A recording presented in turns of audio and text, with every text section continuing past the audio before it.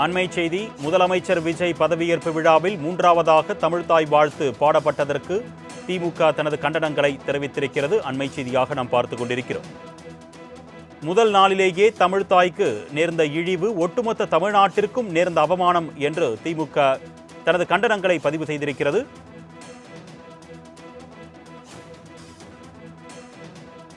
மேற்கு வங்க மாநிலத்தில் பாஜக அரியணை ஏறிய போது கூட அங்கு வந்தே மாதரம் ஒலிக்கவில்லை. ஆனால் தமிழகத்தில் தமிழ்தாய் வாழ்த்து அவமதிக்கப்பட்டிருக்கிறது என்று திமுக தனது கண்டனங்களை தெரிவித்திருக்கிறது. அண்மை செய்தியாக பார்த்துக் கொண்டிருக்கிறோம். இது குறித்த கூடுதல் விவரங்களை செய்தியாளர் ஷெலினா வழங்க நாம் கேட்கலாம். வணக்கம் ஷெலினா, திமுக என்ன கண்டனம் தெரிவித்திருக்காங்க? கூடுதல் விவரங்கள்.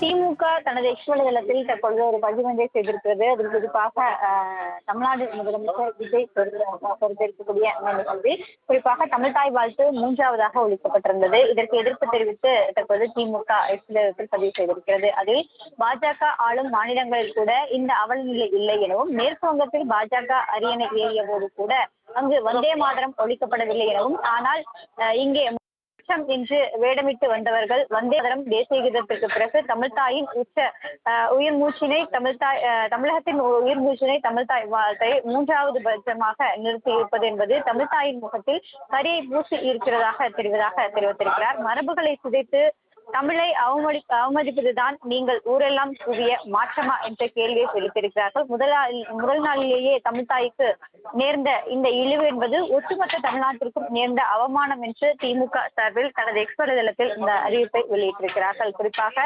ஏற்கனவே பதவியேற்பு விழாவில் தவிக தலைவரும் முதலமைச்சருமான விஜய் பேசிய போது திமுக கடந்த 5 ஆண்டுகளில் கஜனாவை காலி செய்து துடைத்து விட்டதாக தெரிவித்திருந்தார். அதற்கு எதிர்ப்பு தெரிவிக்கும் வகையில் திமுக தலைவர் வலைதளத்தில் ஒரு பதிவு ஒன்றை சேர்ந்தார். அதனைத் தொடர்ந்து தற்பொழுது அடுத்த கட்டமாக தமிழ்தாய்க்கு அவமதிப்பு என்ற கருத்தையும் திமுக தனது எக்ஸ் வலைதளத்தில் தெரிவித்திருக்கிறது. மாற்றம் என்று வேடமிட்டு வந்தவர்கள் வந்தே மாதரம் தேசிய கீதத்திற்கு பிறகாக தமிழர்களின் உயிர் மூச்சான தமிழ்தாய் வாழ்த்தை மூன்றாம் பட்சமாக நிறுத்தி தமிழ்தாயின் முகத்தில் கரியை பூசியிருப்பதாக தெரிவித்திருக்கிறார்கள். அதே போல மரபுகளை சிதைத்து தமிழை அவமதிப்பதுதான் நீங்கள் ஊரெல்லாம் கூறிய மாற்றமா என்ற கேள்வியும் எழுப்பியிருக்கிறார்.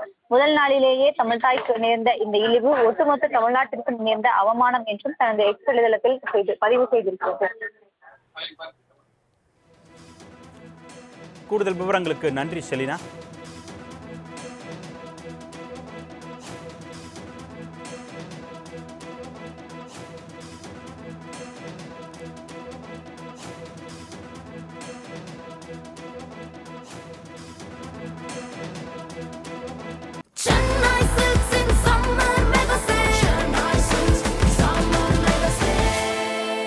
The Chennai Silks in Mega Summer Sale.